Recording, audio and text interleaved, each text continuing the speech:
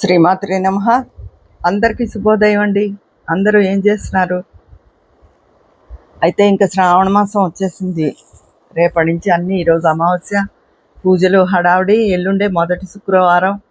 అందరూ చక్కగా పూజలు చేసుకోవాలని, ఇల్లు అన్నీ శుభ్రం చేసేసుకున్నారని అనుకుంటున్నాను. కాకపోతే ఇంకా ఈ శ్రావణ మాసం వచ్చిందంటే యూట్యూబ్ హడావిడిని మనం పట్టుకోలేము. ఈ పైన వినాయక చవితి, ముఖ్యంగా టీవీ సెలబ్రిటీలందరూ ఒక ఇల్లు ఒకళ్ళు అలంకరించేసుకుని, ఒకళ్ళనొకళ్ళు పిలిచేసుకుని ఎంత షో ఆఫ్ చేసేస్తారో చెప్పలేము. వాళ్ళని చూసి మామూలు వాళ్ళు కూడా అలవాట్లేంది.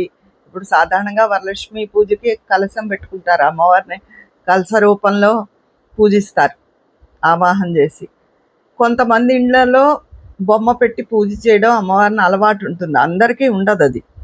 కాకపోతే ఇప్పుడు మీషోలోను వాటిలోనూ అమ్మవారి బొమ్మలు, బట్టలు అన్నీ అమ్మేస్తున్నారు. ఇంట్లో ఆన్మాయితీ పద్ధతి లేకపోయినా అందరూ అవి కొనేసుకుని పెట్టేసుకుని హడావిడి పడిపోతున్నారు. ఎప్పుడు రండి, పూజ జ్ఞాపకం ఉంచుకోవాలి. మన ఇళ్లలో ఏ పద్ధతి ఉందో ఆ పద్ధతే ఫాలో అవ్వాలి తప్ప దేవుడి విషయంలో కొత్త పద్ధతులు ఫాలో అవ్వకూడదండి. దేవుడు అలంకరణ చేయొచ్చు. అలంకరణ ప్రియుడే శ్రీ మహావిష్ణువు. కాకపోతే అలంకరణ చెయ్యొచ్చు, మంచిగా పూలు అవి పెట్టుకోవచ్చు, అన్నీ చెయ్యొచ్చు. సుగంధ పరిమళమైన అగరవత్తులు, సాంబ్రాణి అన్నీ వెలిగించవచ్చు. పూజ గది అంటే మంచి పరిమళంగా అది సువాసనతో ఉండాలి. కాకపోతే అతి వద్దండి, ఏది కూడాను అతి వద్దు. అది తర్వాత అందరికీ చెప్పేది, ఈ శ్రావణ మాసంలో అందరినీ పిలుస్తారు పూజకి.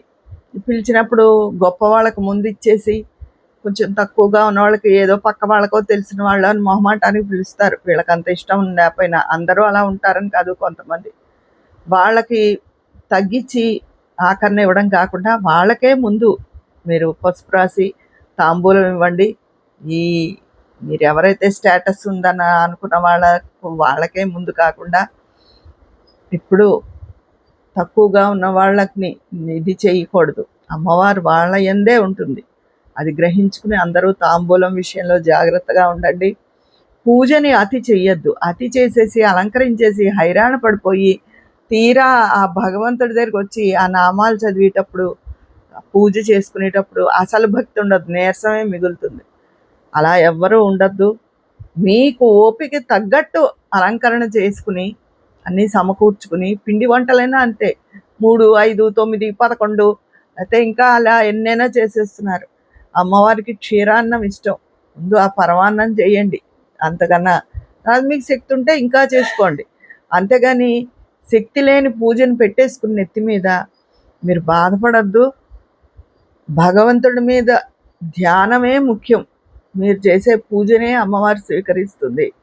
ఆ పూజని చక్కగా ప్రశాంతమైన మనసుతో చేసుకోండి. వంట కూడా మహానైవేద్యం పెట్టేటప్పుడు ఏదో పప్పు, పులుసు, కూర మీ శక్తి మేరకు చేసి పరమాన్నం చేసి నైవేద్యం పెట్టండి. బోళ్ళు చేసేసుకుని 3 చేయాలి, 5 చేయాలి, 7 చేయాలంటే పిల్లలు వాళ్ళు ఓపుకున్న వాళ్ళు 35 ఏళ్ళు, 40 ఏళ్ళ వాళ్ళు చేయగలుగుతారు. ఇంకా 50లు, 60లు వచ్చేసిన తర్వాత అంత ఓపికలు ఉండవు. శక్తికి మించి పెట్టుకోవద్దు. పిల్లలైనా సరే అతి అలంకరణలు చేసేసి పూజ అనేసి పూజ దగ్గరికి వచ్చేటప్పుడు చీర తూతూ అనిపించేస్తున్నారు. నేను చాలామంది చిన్నవాళ్ళని కూడా అలా చూశాను. ముందు ఎక్కువ హైరాణ పడిపోతున్నారు. వాళ్ళకి ఇంకా చిన్నపిల్లలు కూడా ఉంటారుగా, వాళ్ళతోనూ అదీను. అందుకని ముందు హైరాణ పడిపోకండి. పూజకి శ్రద్ధకి మీ శక్తిని దాచుకోండి, చక్కగా చేసుకోండి.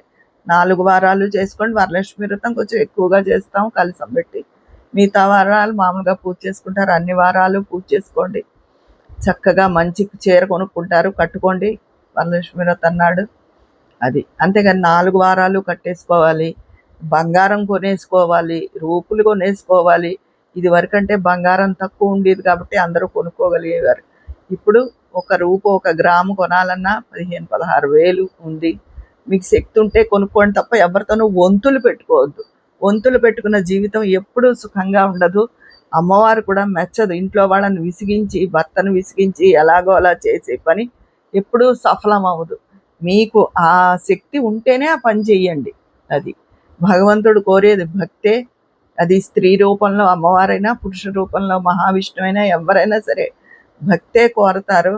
అంతా ఆ మహాశక్తి, స్త్రీ పురుష భేదం ఉండదు భగవంతుడికి.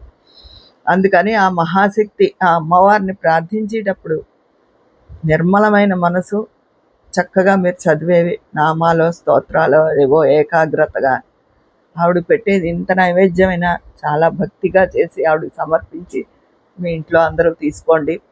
అందరూ ఈ విధంగానే ఉండాలని నేను మనస్ఫూర్తిగా మన వాళ్ళందరినీ కోరుకుంటున్నాను. అంటే నాతో సమానంగా ఉన్న వాళ్ళందరికీ తెలుస్తుంది. ఇంకా చిన్నవాళ్ళు కూడా ఉంటారు కదా, 35 ఏళ్ళ వాళ్ళు కూడా చూసి ఇంకా అతికి వెళ్లకుండా, అలాగే బంగారం కొనేసుకోవాలని తాపత్రయపడకుండా మీ శక్తి మేరకు ఏదైనా చేసుకోండి, పర్వాలేదు. ఒంట్లో శక్తి, ఆర్థిక శక్తి బట్టి ఏదైనా చేసుకోండి. శక్తికి మించి, ఆరోగ్య శక్తికి మించి కానీ, ఆర్థిక శక్తికి మించి కానీ ఏ పని చెయ్యొద్దు. అది మీరు ప్రశాంత మనస్కులై చక్కగా పూజ చేసుకుంటే ఆ తల్లి మీ కుటుంబాన్ని చక్కగా దీవిస్తుంది. అది మన మనసు పూజయే ప్రధానము.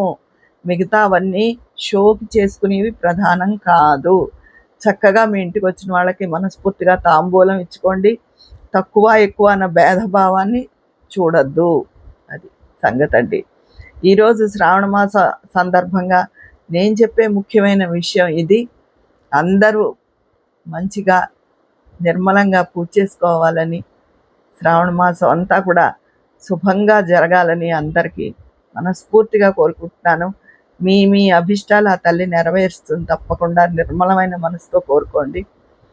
అంటే మాది నిర్మలం కాదంటే అది కాదు, ఏకాగ్రత.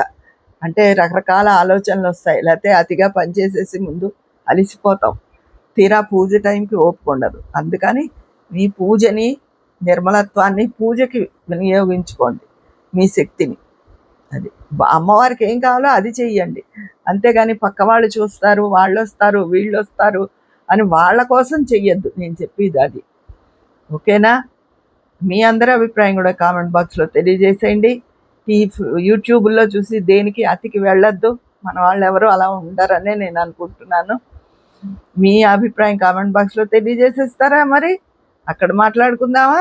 మీ స్నేహితురాలు విజయ పన్నాల.